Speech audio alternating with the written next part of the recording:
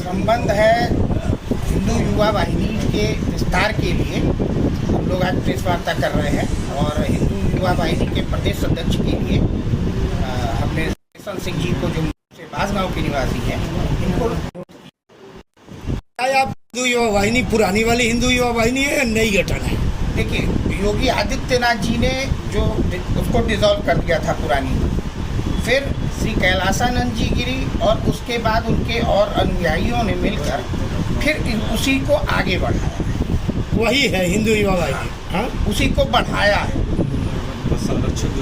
संरक्षक पहले थे कैलासानंद गिरी जी महाराज, लेकिन होने के बाद उनको ये मतलब लोगों ने उनको डिस्कस किया होगा, उन्होंने अपने सभी कई संगठन से उन्होंने त्यागपत्र दिए।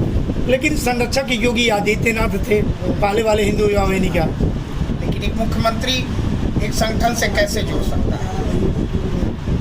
ये एक संवैधानिक प्रश्न है।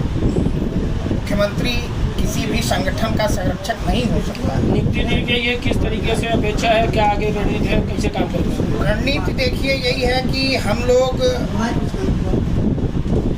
पाश्चात्य संस्कृति के घोर विरोधी हैं।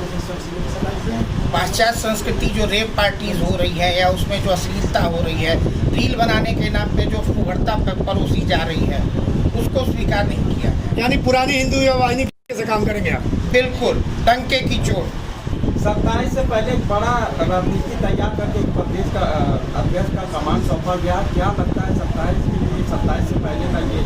देखिए, हम पहली चीज़ बता दें कि हमारा संगठन पूर्ण रूप से गैर राजनीतिक है, लेकिन इस संगठन को फिर से कैलासानंद गिरी जी या चंद्रमोहन दीक्षित जी द्वारा इसलिए दोबारा इसको गठित करके और सक्रिय किया जा रहा है क्योंकि ज़रूरत पड़ रही है। भाजपा की सरकार होने के बावजूद लव जिहाद कम नहीं हो रहा है और सबसे बड़ी दिक्कत यह है, जो पीड़ा का विषय है, कि हम हिंदू आपस में ही लड़ रहे हैं। जैसे अगर एक गांव में क्षत्रियों का ही गांव है या सिर्फ ब्राह्मणों का ही गांव है या केवल निषादों का, पासवानों का ही गांव है, हम लड़ेंगे।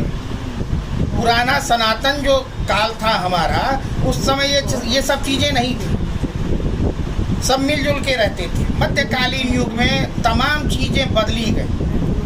अंग्रेजों के शासनकाल में और फूट डालो राज करो की नीति चली। उससे हुआ क्या?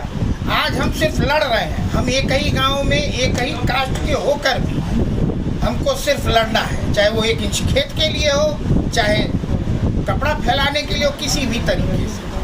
पहले तो हमको सबको एकजुट होना। यानी आप लोग एकजुट करके हिंदुत्व को आगे बढ़ाएंगे। आगे तो मतलब आप मानते हैं कि भारतीय जनता पार्टी जो है वो फेल हुई है इस मामले में, जिस मामले में भी आपने बताया? फेल नहीं हुई है। देखिए,